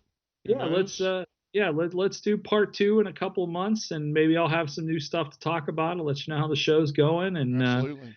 And hopefully I get some of these projects off the ground. Like I said, this idea of going back and listening to my interviews and kind of talking through them with my buddy, and getting some of those memories jogged, I think people would probably. In fact, I'm going to need you guys to chip in your 2 cents worth, because you probably remember details about some of these shows that I would never remember. I didn't see it like you guys did, and so while you guys were having a great time and partying, I was probably crunching numbers somewhere and trying to make sure that the spotlights were set and things like that. So I would love to hear the perspective. I'd love to do this kind of in an open forum where we just talk specifically about a show or an event or something and just hear what people's memories are, because I probably don't have that perspective that you guys have. So let's do that in a couple months. Okay. That sounds good, man. All right, buddy. Well, take care of yourself. You Be too. well, everybody. Mask it up. Yep. Let's get back to normal. Take care of your mom, man. Make sure. I will. It's good to hear that she's at least getting on the mend. So. Yeah. No, I saw her. I saw her the other day. I had to take her to a doctor's appointment. It was the first time I had actually physically been near her in 9 months, other than that day in the hospital where I thought I was going to lose her. So, we had a socially distanced lunch in the cafeteria of Montefiore Hospital. We had a pizza and a Diet Coke, and it was honestly the nicest day I've had in a long time, just because we're both still there. Good. So we'll take good care of her, and you guys take good care of yourselves. All right. You too, Rick. Thanks, take care, man. bud. Take care. See you later. Hey, everybody. All righty.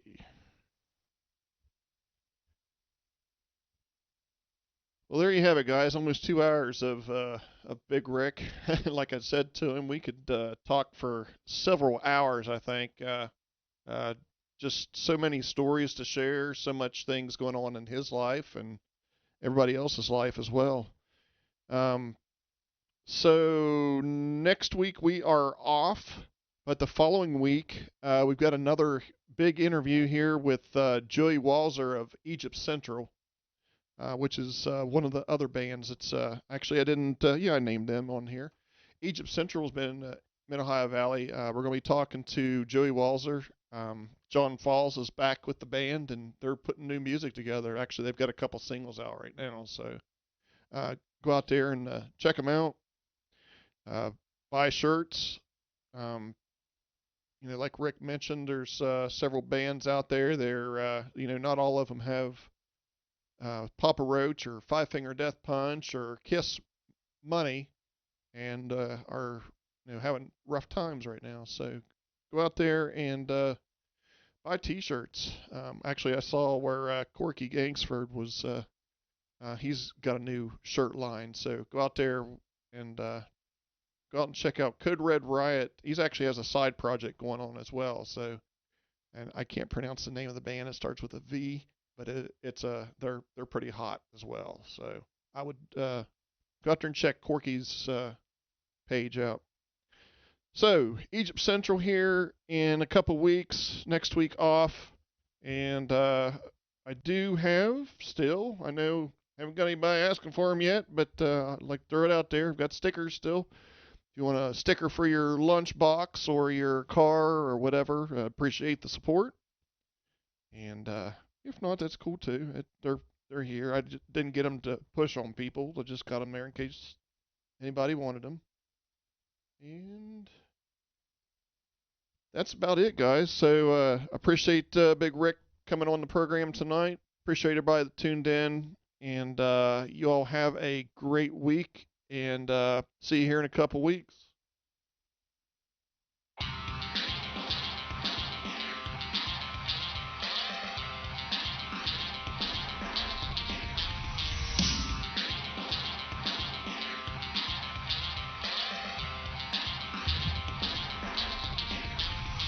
And I've been thinking that maybe it's time to let 'em know that we're alive.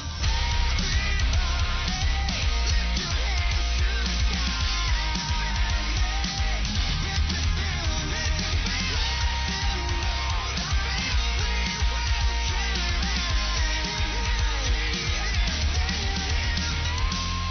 carry. Take care, everybody. Have a great week. Good night.